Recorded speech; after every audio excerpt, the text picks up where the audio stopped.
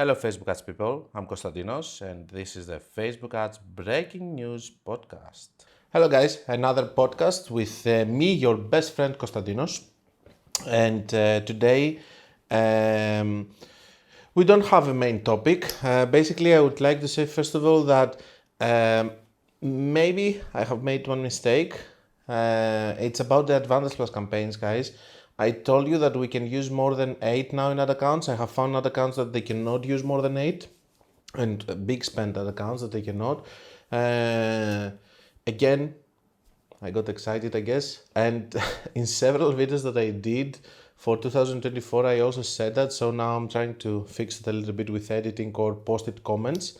So in some of the accounts, it's not like this. I hope that it's just going to be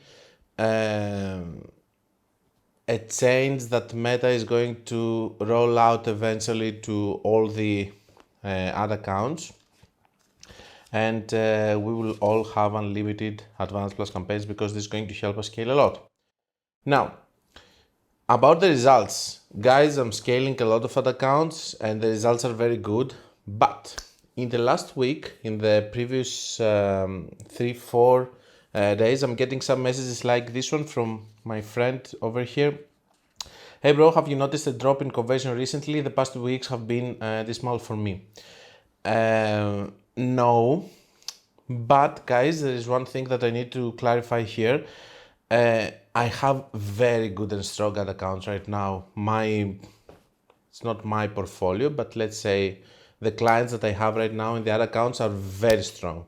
So maybe smaller ad accounts are struggling because I can see more messages like this one, and I'm getting also consulting calls about people not having good results in my ad accounts, not because I'm a perfect advertiser, the perfect advertiser, but because I have now very good clients. Even the clients that I onboarded this month, they are very strong ad accounts. We're doing very well.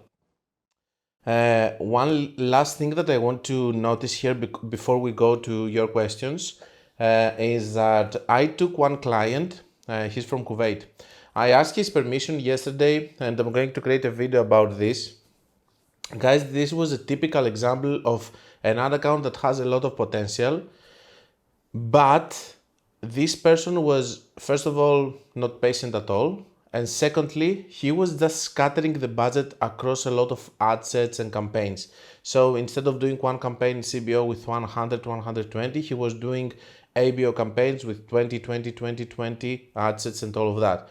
The moment I sorted out all of this mess and I started running ads with CBO campaigns, everything improved. So one lesson that, and I'm going to make a video because it's going to be nice to be visual, to show it to you. One thing that I want to point out for today is that if you are impatient and if you're scattering your budget so much across ad sets, it's going to be an issue. You're going to have an issue eventually because it means that you're not spending enough every day per ad sets. The budgets are daily, they're setting daily. So even if you're spending 1,000, 2,000 on a month, if you take all of this budget and you give it you distribute it among many ad sets, that is going to be problematic. So I'm going to make a video. I will show you. Also, I'm going to make a video, guys, I'm going to show you how I started one ad account that had 1 ROAS. Now we are on 4 and 5 ROAS, and I'm going to show you how I did it, starting with Advanced Plus. Advanced Plus wasn't working. I did interests, and then I started seeing that this ad account is on Canada. So I was watching that on Canada, I was getting exactly the same cost per purchase that I was getting in the United States, but the average order value in Canada wasn't so good. So it means that initially I didn't have such good quality traffic because the pixel was completely new. And all of that, the whole journey of 3 months on how this ad account now it's super profitable and we're going to start scaling it. And then I'm going to make also another video that I have from an agency, which took one new ad account and new pixel, and they started doing things like link clicks or view content and get sales only from retargeting. But I will show you how bad as a practice is this. I hope, because I'm there now as a stealth player watching, that this company, which didn't give me this specific region and gave it to the agency, they're going to give me this ad account, and immediately I'm going to prove to you that doing other style of campaigns over there is going to make the ad account immediately profitable, while the things that they were doing were wrong. It's going to be a very nice video if this happens, but it's not up to me, because we will have to see if the company is going to decide to give me also this ad account. That's all. Let's go to your questions. We have several questions today, and we're going to close with a very nice message from Isabel, which I'm very proud of. Now, let's go. At what kind of ad spend or market share or other metric would you consider bullying your competitors a factor? Now, in the previous year, I told you that one of the biggest lessons that I've learned in the bigger game of doing Facebook ads, and a lot of people can disagree, but I don't give a they can say whatever they want, and they can disagree all around. At the end of the day, we all get criticized on our results, and I'm uploading results, but if they don't upload the results, it's their fault. Because it's very easy to say, I did this and that, and just upload some print screens, but I'm uploading videos and the journey on all of that. I'm not just waiting. Do you realize that the previous year, what I have done with the case study of 1 year case study is I took a risk. So let's say that during June or July or August, I was going to have very bad results and I was not going to be able to complete 1 year of scaling another account. I took you through the whole journey on the whole year, taking the risk that it might fail, for example, okay? Coming to you after 6 months that I have done something and telling you that this is what happened, blah, blah, blah, and all of that, it's not okay, I think. Okay, now, Konstantinos, you're doing the same with the video that you're going to do with the new pixel. Yes, because the new pixels are super fragile and you don't know what kind of results you're going to have. But the problem, the issue here is that I don't have any issue, not the issue, the problem, I guess, is that I don't have any issue admitting that I failed in several new pixels and I didn't have good results. So, other than that, let's discuss a little bit about the question because I got off topic. The thing is this, bullying your competition is one thing that I have realized by playing this product and this ad account is specific. There are not a lot of people that are doing it and that they are selling it basically and manufacturing it. And I must tell you also that I really know all the competition brands, and I know from Meta that I'm the one that's spending more, and I know the third competitor on the list on how much they spend and what roles they have, because they reached out to me without knowing that I'm working for the leading brand. So I learned the information and then I told them that I cannot work with them because I work already with this company and it would be unethical. But first I learned the information. So this is a specific thing that I have realized in this period, and the situation is super specific. Now, if you're selling makeup, for example, you cannot talk about this and say that, okay, let's see if I'm going to bully my competition, how much I need to spend, because there are so many brands that's going to be almost impossible. Is Gymshark, for example, bullying their competition? Yes, because it's actually a very big brand and they are taking very big chunk of the market. But if you're just one person that's spending 100k, 200k, 300k, then it's not a big market share, okay? Specifically in bigger niches and all of that, so that we can talk about bullying competition. it was just a very fascinating theory that I had for this specific brand that I wanted to share with you. But now don't start using it in places that it doesn't apply. For example, in makeup, in supplements. There are there are so many companies that they're supplement companies that we should not be talking about bullying competition and all of that, okay? So it was a specific thing. I wanted to share it with you because it's a very interesting theory, but it's not going to apply into massive niches and smaller brands that they are part of massive niches. That's my answer to you. Can we do crazy method with ad set having 4 or 5 creatives, or you recommend only one creative per ad set? No, for sure. Crazy method basically, as we said, is a scaling method that you can use. And what you can do with crazy method is that you take something that is working and you try to sell more. So if you have an ad set that has 4 or 5 creatives and they're working pretty well, then you can do the crazy method with 4 or 5 creatives. Actually, I will use crazy method either with dynamic creative ads or with an ad that has 3 to 5 creatives, but not more than that. I think it's too much. Konstantinos, what would be your Facebook ads approach in smaller countries with 2-3 million population? I know broad targeting is the go, but what would be your campaign structure? Would you still use crazy method and multiple campaigns, or is it best to stick to one campaign, one ad set, and multiple creatives? I'm doing also my English lessons, so I'm trying to fix things that I'm saying. So, multiple creatives. The thing is that if we're talking about such a small country, I would start with Advanced Plus because it's a very small potential reach.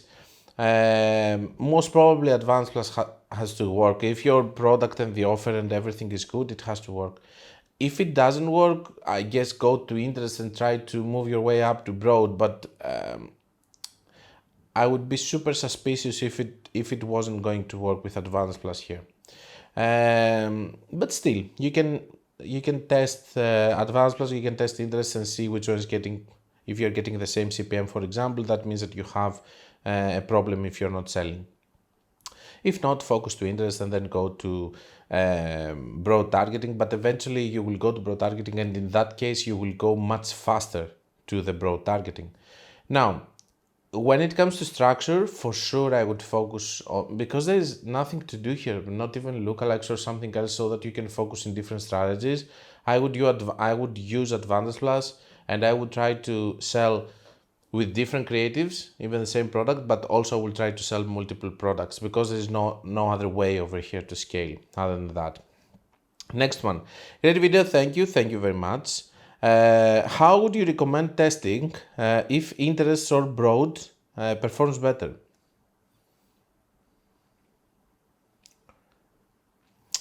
Oh, he's asking between broad. Okay. Would this be in CBO, for example, with one broad ad set and 2 interest ad sets, or an ABO campaign? Thank you. No, it would be actually 2 different campaigns. I would try first of all to see if broad is working with Advantage Plus. If it's working, then fine. But I will also try to do a CBO campaign with ad sets that they have different interests, and I will try to see what kind of CPM they have and how they interact. And yeah, that's how I would do it. I wouldn't do it in the same campaign. There's no point of adding a broad targeting with an interest targeting ad set in the same campaign, because the broad targeting is going to take most of the budget in the CBO. So it's not a proper test. A proper test here would be, if you want to test it with CBO, you can do broad, but I would give a little bit more push to the broad targeting to see if it's working, because it's more efficient to work with broad targeting with an Advantage Plus, because Advantage Plus most of the time it has better results as a broad audience comparing to a CBO broad targeting, even as a crazy method. It has lower CPMs, and this is helping it having better results. Not always, but most of the time. So 2 different campaigns, as I said. Next one. Hi, first of all, I want to thank you for all your content. Thank you very much. I'm watching several of your videos every day, and I've noticed that I've become more inclined to analyze advertising opportunities rather than simply restarting campaigns toughlessly. I'm even thinking about taking notes on specific important points to better organize everything while still cultivating the habit of testing everything and seeing how specific things work on my account with my pixel. Yesterday, I watched your video on the crazy method Advanced Plus, which was posted 10 months ago. I would like to clarify whether if you currently experience the crazy method Advanced Plus still works well.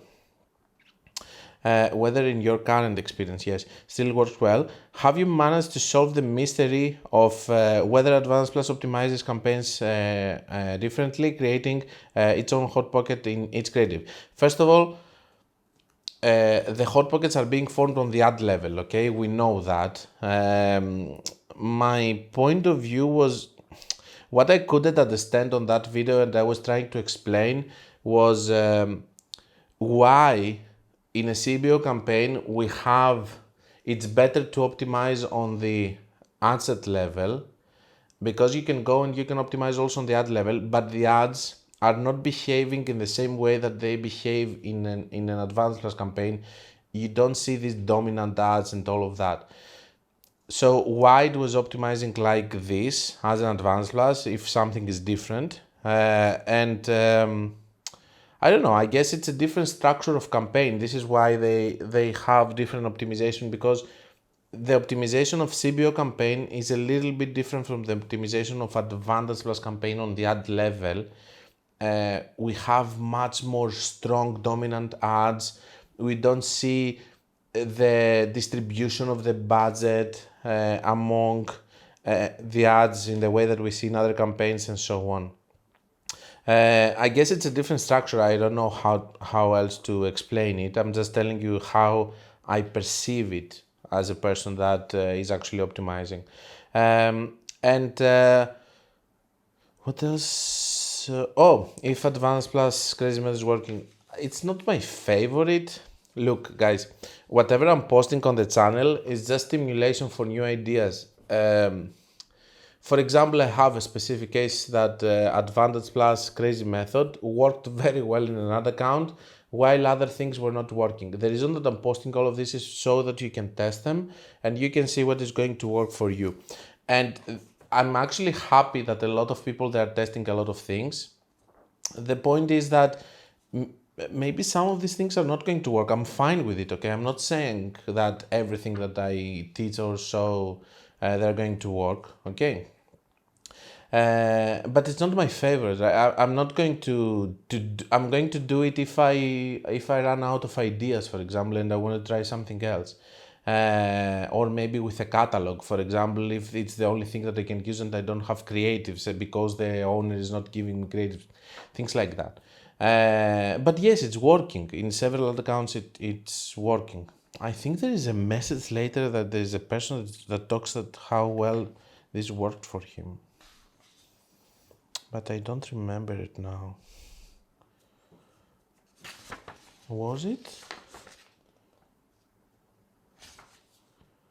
Oh, it's the messages that I didn't put. So I got some messages. Let's try to find them here. Sorry guys, we're going to make this interactive, okay? Let me try to find it here. Because I didn't put these messages because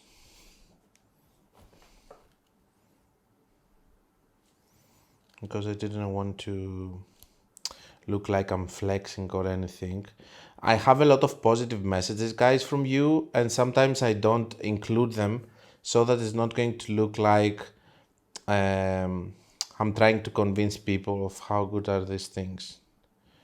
No, this is his other message, and this is...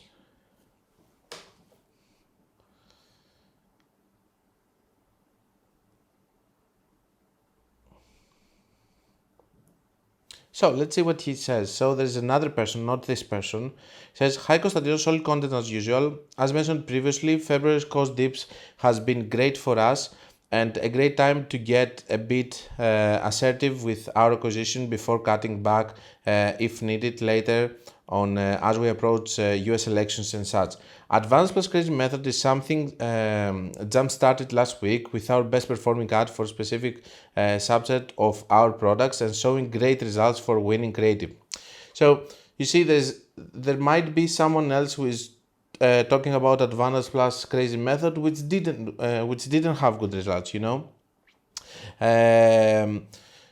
showing great results for winning creative among other of your methods we have employed. Speaking of catalog ads for larger inventories or varying categories all within the same niche, our first ever Advanced Plus, which is now a few months old, runs all-in-one catalog shopping ad with dynamic setting to show products someone has shown interest in. No bit cap, I feel it snags sales from people that have initiated their experience with us from another ad, say our winning creatives running in another campaign. However, ROAS has generally been higher similar to other great performing ad sets or campaigns, and we rely on increasing AOV. Perhaps catalog is useful in our case, especially for retargeting. Would love to see some more on this catalog style ads in different use case if you get the chance. Sorry for the long spiel. So I'm not showing these things on the podcast because it might look like I'm trying to show, very good. But since we have the discussion with Advanced Plus Crazy Method, well, there is a person which is using it and they have very good results. So that's it. So this wasn't a question from them, so I didn't include it in the podcast. Another question regarding Advanced Plus. In your opinion, how effective is to use a carousel creative with 9 images of different products, adding a link to specific products in my store when the image is clicked? I'm not against it at all. I think it's a very good way of running ads. I really like carousel ads. Just be careful in the way that you're going to use them, because if you use carousel ads, for example, with normal image ads, most probably the carousel ads are going to take all the budget. So if you use them in an Advanced Plus campaign, be careful to use only carousel, for example, because people are scrolling like this in the carousels.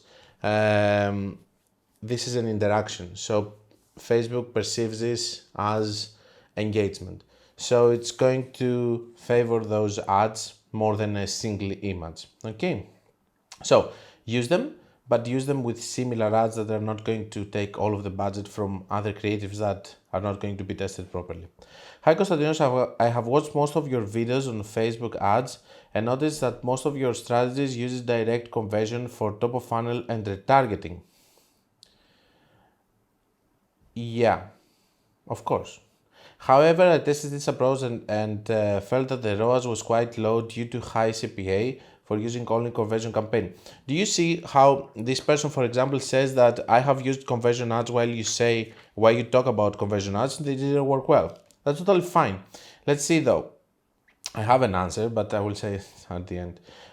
For using only conversion campaign, for a beauty brand that is completely new to market, would you recommend that I do a brand awareness campaign instead and retarget engaged audience with a conversion campaign so that they could improve the ROAS? Your ROAS is not going to improve, your ROAS is going to get even worse. Now, for me, it's totally fine when you start with a new brand and a new pixel and a new everything to have higher cost per acquisition when you're running conversion ads. But it is the only efficient way to train your pixel. You need to start running conversion ads, having higher CPA, and at the end of the day, what is going to happen is that you are going to start getting better, having better results. Also, running conversion ads, how? With interests. Did you try to run broad targeting? Did you try to run other things? Have you tried to compare CPMs? The more you're doing conversion ads, the more you're going to get more data with your pixel, which is going to get you closer to your target. On the other hand, over here, doing brand awareness and then retargeting and all of that, this is going to be junk traffic that is never going to actually convert. you're not Coca-Cola to do brand awareness ads. And even if you do, the amount of money that you're going to spend is not going to make you recognizable. So just focus on conversion ads, guys. And as I said earlier, I'm going to make a video which is proving that with a new pixel and how I trained the pixel for the same product in another country which had much better results comparing doing clean clicks or conversion or brand awareness or engagement ads. Next one. Hi Konstantinos, I have a customer list for my beauty products that aren't captured by my pixel.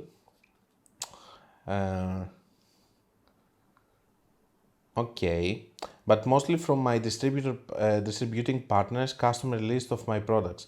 From your video you mentioned that even if you have an email list of 6,000 people, you cannot expect it to work because the product's pricing etc. are different. If you have an email list from 6,000 people from another company and you want to use that in order to advertise for your own company, yeah, it doesn't mean that necessarily it's going to work, even if it's on the same niche or if you're selling the same products. So does it mean that I have to separate my customer list according to the products even though they're from the same brand? For example, create a lookalike customer list for lipstick buyers and do an ad set ad just for lipstick audience. Then create another customer list from face powder buyers and do an ad set ad just for the face powder audience. You could do that, but not with such a small list. I think that the list is very small. I have seen lists working, but to be honest with you, they were big lists. And I have seen also lists coming from another company to another company, working pretty well. But I think that if we talk about a 6,000 people email list, this is nothing, okay? Unless if it is such a good list with all of these people bought, being good customers and all of that, and it's going to work. In such a small list, I wouldn't do the segmentation. I will try to do lookalikes with all the lists because I believe that all of these 6,000 people are not going to be populated within Facebook. Next one. Hey, great video. I wondered if when setting up campaigns initially, you segment campaigns by static and video and then also by product type. For example, one static campaign with trainers, one video campaign with trainers, one static campaign with trousers, one video campaign with trousers and test. I tend not to mix static and video within campaigns and was wondering if you do this too. Thanks. 100%. The reason that you're not doing it is because you have seen crazy things happening when you're mixing them. Also, the reason that you're not mixing products together, you can mix them as long as they have the same average order value. If they have different average order value, that means that you don't have concrete numbers to know how to optimize your campaign. So that being said, having different campaigns for videos and different campaigns for images, it's totally correct and totally fine. Because videos have better engagement because of the 3 seconds autoplay, which are considered engagement, so Facebook is pushing them more, giving them more budget. So when you add videos with images together, basically what is happening is that videos are going to take more budget in a campaign compared to the images, and images are not going to be tested properly, but this doesn't mean that images cannot sell. Next one. My testing has shown that it is bad compared to old school broad. It seems to be a way to force people to go broad. He's talking about the Advantage Plus audience, which is the new feature that we have, and kinda I have the same opinion. I have tested broad with Advantage Plus audience and broad with the traditional setting. And I can tell you that the Advanced Plus audience wasn't working well. But I have tested lookalikes with interest with Advanced Plus audience and it worked pretty well. So there are no bad settings, it's just the way that we are using them. Hi Konstantinos, I have a separate campaign that is retargeting warm audience, middle funnel, bottom funnel. Should I exclude this retargeting audience in the prospecting campaigns? Do you think it's recommended? It depends. Do you have repeated customers? If you have repeated customers, it doesn't matter if your cold traffic campaign is going to steal a sale. If it's going to steal a sale, which is going to be used as data to find more people, then it's totally fine. At the end of the day, think of it. If you don't have repeated customers, exclude the people who bought everywhere. But if you are having a campaign which is getting as the first sale, okay, one it steals one sale from the targeting and gets the first sale, which is Konstantinos, which is a loyal customer for 2 years for the brand, buying t-shirts all the time, blah blah blah. This is the best person that you want to target and convert first in order to create your ideal hot pocket of the ideal client that you want for your cold traffic audience. I hope that makes sense. So it's better to use traditional interest option or an interest with Advantage Plus audience. I'm kind of divided on that. To be honest with you, I think that the Advantage Plus audience with interest is going to be massive in the next months. It's going to work pretty well because I think that it's going to work like the old button that we used to have for expand button audience. For sure, right now test it. Most of the things when they are launched by Facebook, they're not working very well, but we need to keep an eye on them, and by the time they're improving. So I think that this thing is going to improve. Don't forget, for example, that some years ago CBO campaigns were not working well in the first 6 months. They were bad, and now they're just winning any ABO campaign. It's almost impossible to win a CBO campaign with an ABO. Next one. Hi, my Advantage Plus campaign, which was profitable for 7 days, has now been breaking even for 3 consecutive days. I have 5 creatives in this campaign, but the entire budget is allocated to one. As an optimization strategy, should I turn off the creative that's having 99% of the budget all this time, or would it be better to simply restart the campaign? I think that he sent it another message telling me that he actually closed the campaign. Let's see again. Let's make it interactive, guys. I think that he sent me another message telling me that after all he closed the campaign. But where can I find him?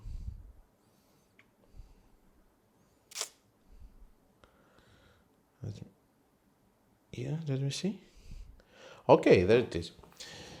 Okay. So he's writing that, and my opinion over here, without reading this, is he's talking about 3 consecutive days. I have bad results. It was probably for 7 days. My opinion is that you should keep it more, because now that it's a bad period, if you close this campaign, you might not be able to recover it. And I'm explaining more. So, in a bad period, when you're going to have bad results, whatever you're going to do, it's going to be bad. And if you start a new campaign, it's not going to work well. If you start something new, if you do new ads all the time, again, eventually they are going to work when this campaign that you want to close, it was going to work anyway. So what you're doing is that you're losing campaign, you're just spending on another campaign that it's new, which is not going to work, and most probably this campaign was going to recover and you could continue with this one which has data, and the new one is going to work, and most probably because you would have done several things here and there, you wouldn't know if it worked because it worked for all the ad accounts or because it worked for the change that you have done. Most of the times it's working because it worked for all the ad accounts. Now, for the question that you have here, if you should close the ad or the asset that's taking the majority of the budget, it depends. If the majority of the budget goes to an ad that it's not actually having good results, then yes, you have to close it. You have 2 ways you can close it. You have 2 ways to optimize. Either you're going to lower the budget by just closing also ads, or you're going to close ads and you're going to start seeing now the new budget that is being allocated to other ads, if it's working or not. But for me, the fact that it was working for 7 days and then for 3 days it's breaking even, it's not losing money, it's breaking even, that means that you should leave it because you don't know if it's going to recover. Now, he says over here, Apparently, we're not going to post those because I'm not going to give you print screens for this. He says, "Hi Konstantinos, after 7 days of successful campaign performance followed by 4 days of poor results, 2 days with 0 and 2 days with negative results, also negative results, how much did you lose? In the 7 days, are you still profitable? Maybe you are. After that, I tried to make improvements by changing creatives. This is where all the game is, guys. This person came to the channel recently, and we're having discussions with the comments and stuff. I can understand that it's inexperienced, but he's trying, okay? Now, he says, I paused the campaign. After that, I tried to make improvements by changing creatives. First mistake is that you pause the campaign. You shouldn't kill this campaign. This campaign wasn't about killing it. I have a video which I'm proving that for 10 days in September, I had very bad results across my accounts. I didn't do anything, and in the whole month, I was still profitable. So, showing character, not being afraid, not starting making a change here, which is ruining all of your results. That's very important because Facebook ads is also stability, okay? And if you're having a campaign, here is not a campaign for a big period, it's only 7 days. But if your ad account, for example, is new, maybe it's important for you to keep the campaign. So let's see what he did. After that, I tried to make improvement by changing creatives and tweaking certain aspects of the website because in the successful campaign, the CTR was 1.09 but low CPC, and I thought that introducing new creatives could improve this. Yeah, after having bad results for some days, if you're not experienced, you start getting paranoid. My biggest advice to you guys is close the PC and go for a walk, okay? Go for a walk, go outside, go have drinks, go do whatever you want, okay? Just don't stay in front of the PC, refreshing, looking and all of that, because this is going to make you take bad decisions. However, for the past 3 days, the relaunch campaigns have not shown any positive results. Of course they haven't. In your opinion, in such cases, is it better to start an entirely identical campaign to the previous successful one that later started delivering less profitable results? And if yes, does this also apply to the campaign budget? My answer to you is not to close the first one. This was not a campaign that you should have closed because you didn't go negative in the total campaign. And you could support it. By supporting it, when the bad period was going to end, you were going to get out of it much more powerful, okay, with a campaign that was going to... Having a campaign which is passing a bad period then makes it more resilient because it has more comment and all of that and engagement. Should the budget remain similar to what the campaign was initially successful with, or can it be increased? I understand your principle that if something is working, it's better not to touch it, but in this situation, I thought I could improve something to increase the chances of the campaign running longer. However, it seems I may have miscalculated. Basically, you killed your campaign. That's the truth, and this is something which is fine, because by doing this mistake, I hope not again and again, but by doing this mistake, you do realize that things that are working, someone might come and say here, but it wasn't working. It was working. In the average results, I'm pretty sure that he was positive. Now, if you're losing $1,000 every day and you cannot actually, be able to withstand it, okay, then close the campaign. I guess this is the brutal world and the competition or the CPMs are killing you. But in this situation, in the way that you describe it, I feel like you could have been a little bit more flexible, waiting for some good results and watching a little bit more what kind of results you are having in average. That's all with that. I really like these two questions that we read, also comments that they came later because they show the history. Next one. I wanted to buy your book, but I noticed it's from 2021. Will you release a new version? The answer is no. I was thinking of writing one book which was going to be much more general, like my Facebook ads philosophy, talking about hot pockets, talking about general topics. But to be honest with you, it's very difficult to write right now a book because of time, because of my mood. Writing a book, it's not about being time consuming, but after writing one chapter or two, you feel like you are an empty box that you that you gave everything. So I don't know if I'm in the psychological stage to write now another book, but what I can tell you is that, first of all, the book is for free. You can go and you can take it from Kindle Unlimited, you can take it from there for free. Secondly, the book is not outdated in terms of teaching you a philosophy about Facebook ads. You can read it and it's going to be relevant even 10 years from now, because the philosophy about Facebook ads is not going to change. So yes, you can read the book. Then he says, I told him the book is about Facebook philosophy, you can still learn a lot from it. Yes, some things inside are going to be outdated, okay, but you can still learn a lot from it. Also, another thing which is good with the book is that you can see how things were done before and how things are being done now, which is helping you a lot understand more the algorithm and how it's working and how it's actually progressing, at least for me.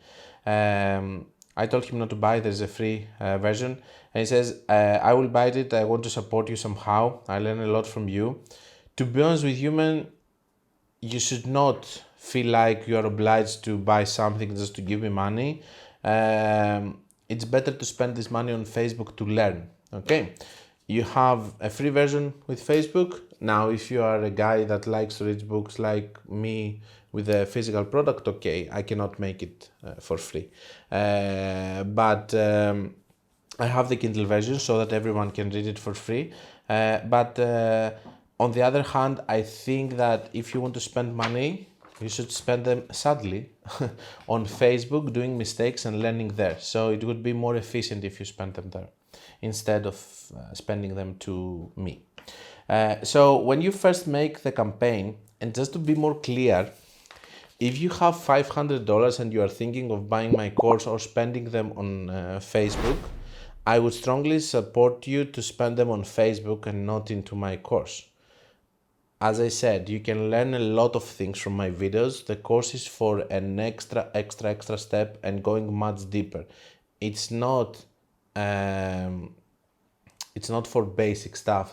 So you will learn more by just spending the 500 on Facebook instead of buying the course. The course is going to help you go a step further and scaling more. But if we put them in a scale, I think that spending 500 on Facebook is going to teach you more from any course out there. You know, spending $500 or taking a course without doing any ads on the platform, Facebook spend is going to give you more, okay? You're going to learn more things. You're going to have the fear, you're going to feel the feelings, you're going to gamble a little bit, it's not going to pay out. All of these things that you can do with $500 comparing to buying any course, not mine, any course, I think it's going to be a bigger experience for you. Next one. So when you first make the campaign, do you just have one ad set with the stacked lookalikes, or do you do the crazy method from the beginning with multiple copies of the stacked LA ad sets? Yeah, most of the times when I do stacked lookalikes in another account, I know that the crazy method is working there. I have done again crazy method maybe with an interest or broad targeting and it worked. I have seen what kind of budgets, and then I'm just applying the stacked lookalikes there. Immediately on a crazy method. I have never done a single ad stacked lookalikes to see if it's working so that I can do crazy method. Most of the times it's the third or fourth or fifth crazy method that I will do in another account after I have tested with other things. At my budget, I usually do 3 ad sets per campaign. Would I do 3 of the stacked LA ad sets? Currently, I usually do LA ad set, interest ad set, and third one depending on the product needs. Yes, this is what you're going to do. If you have found an optimal way of having a CBO campaign, by the way, you don't mention here if it's a CBO. Yeah, so I'm afraid that you're talking about ABO. There's no crazy method stacked lookalikes with ABO. You need to do CBO.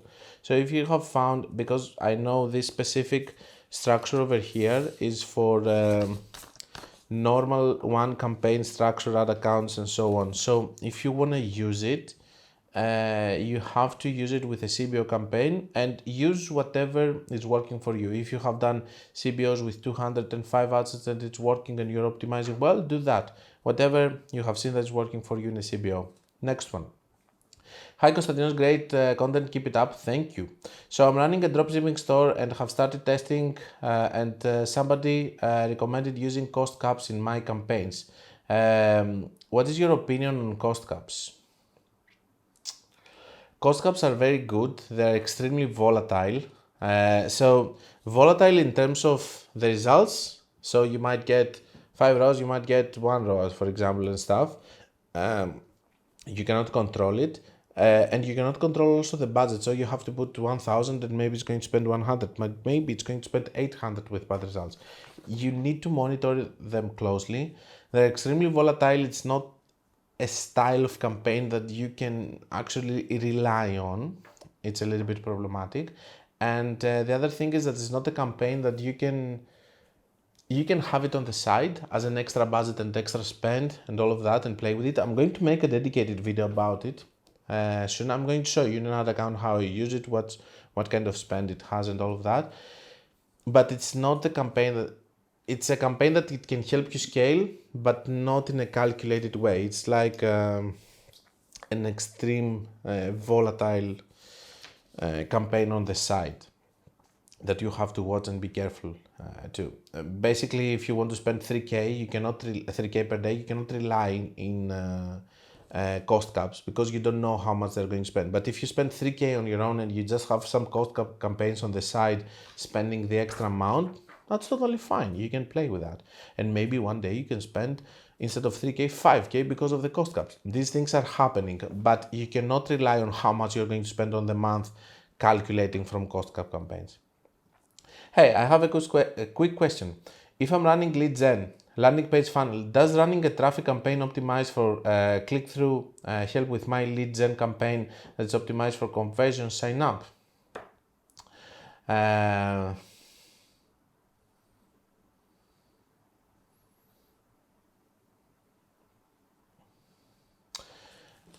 Running traffic campaigns in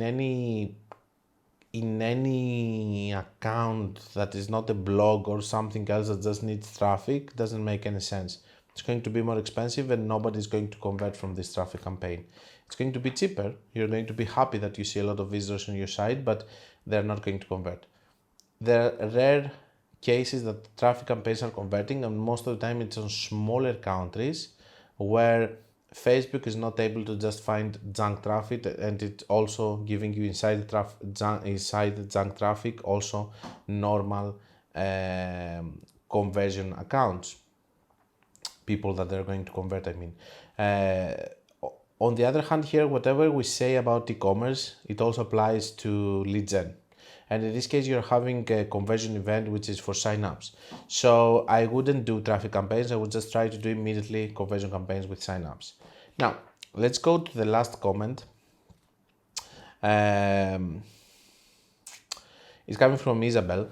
So, Isabel, it's a person that is posting here and there in the group and stuff.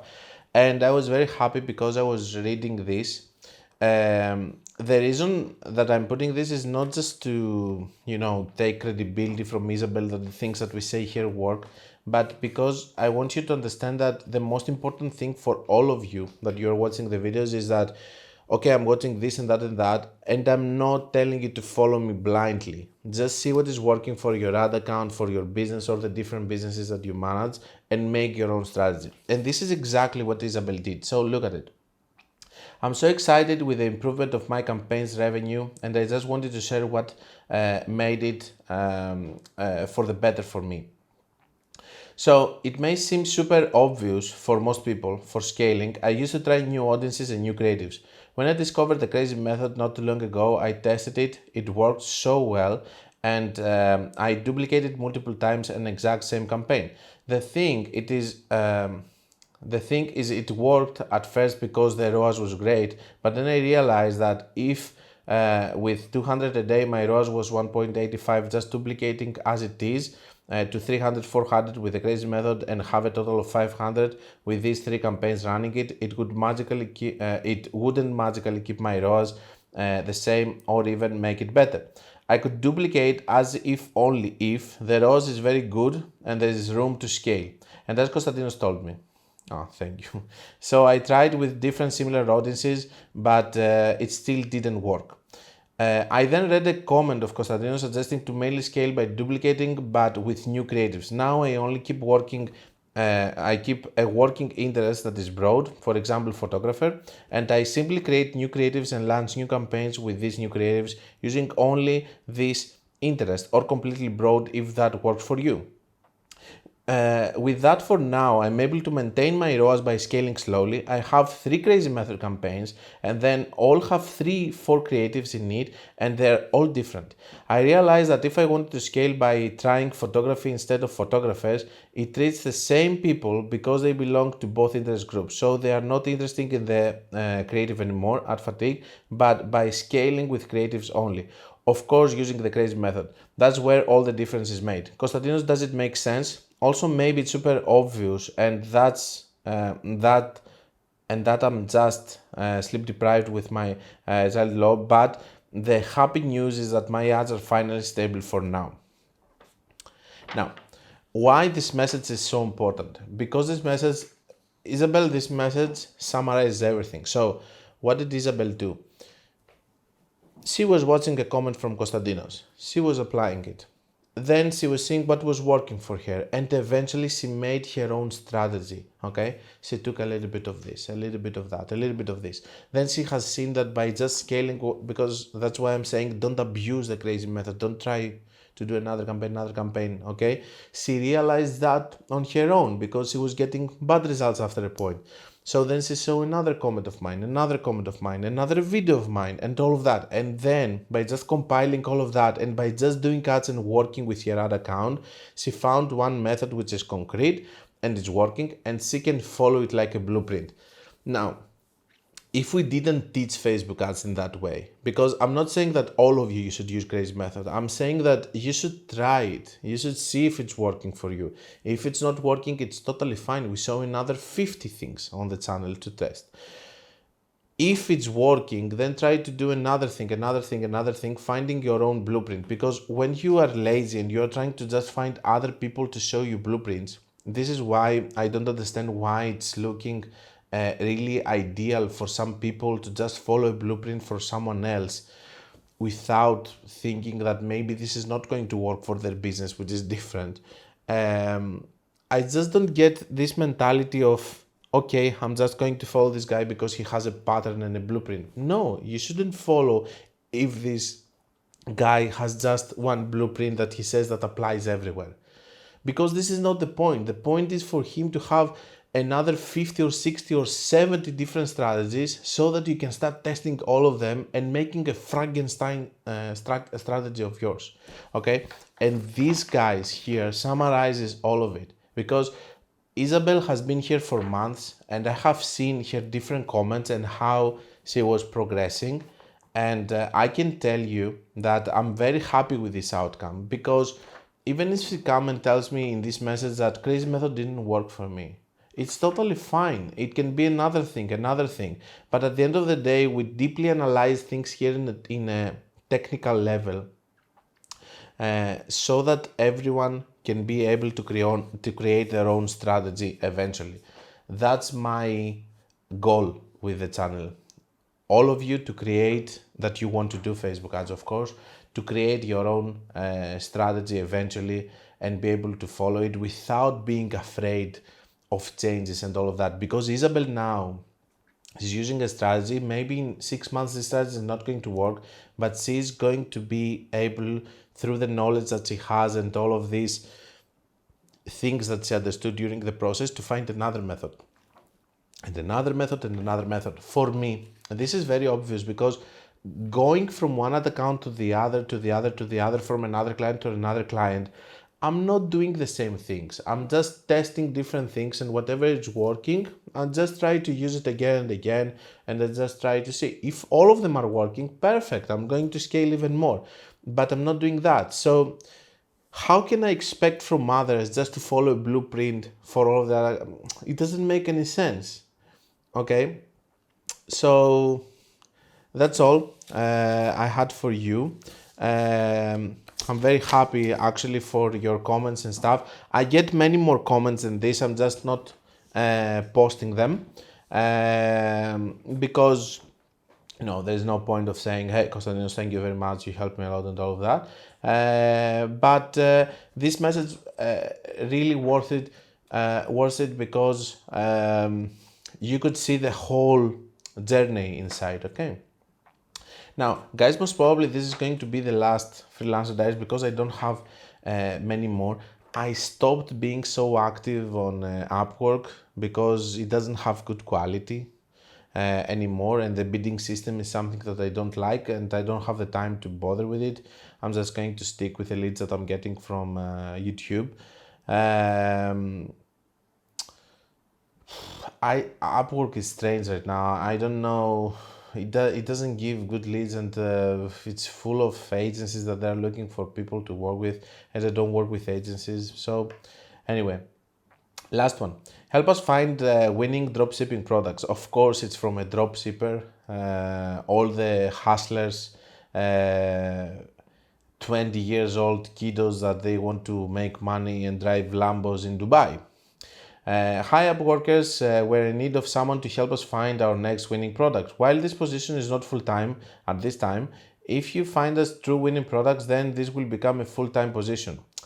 So I'm just thinking over here, if someone is finding winning products, first of all, why it would work for someone else? Secondly, if someone is finding winning products, why he would want to limit why this person should limit their self by just working full-time somewhere?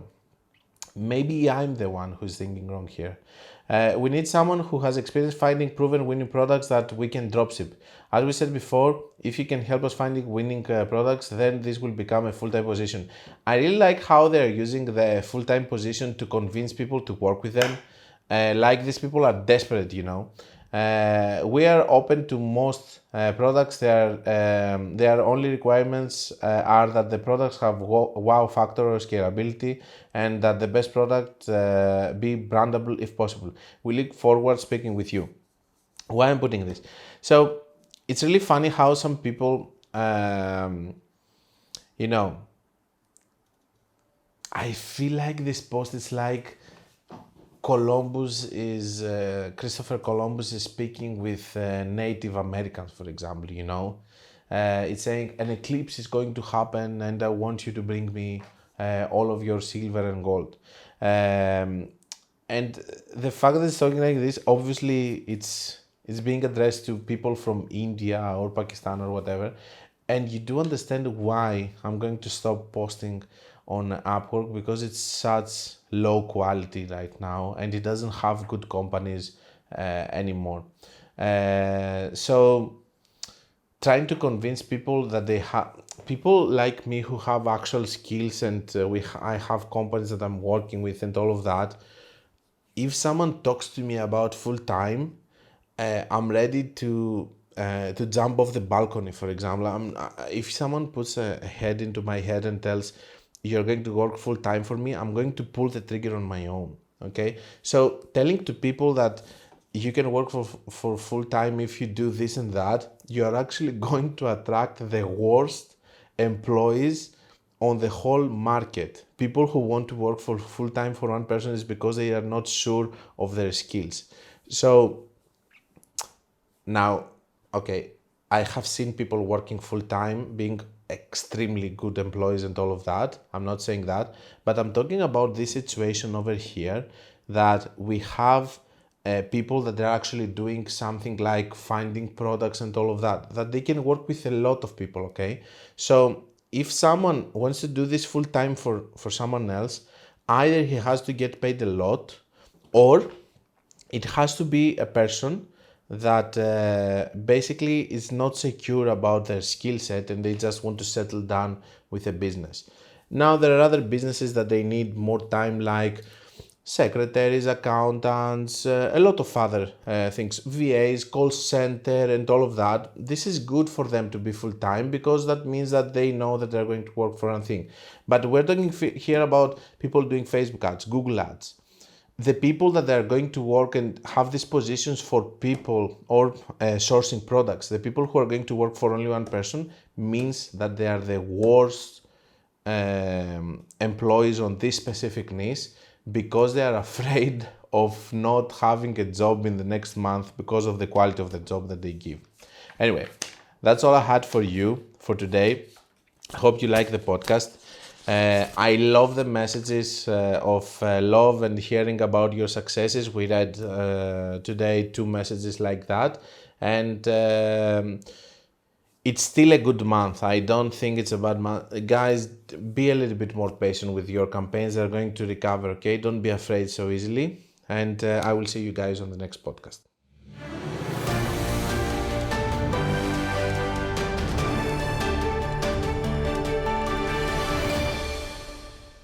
This was the Facebook Ads Breaking News Podcast.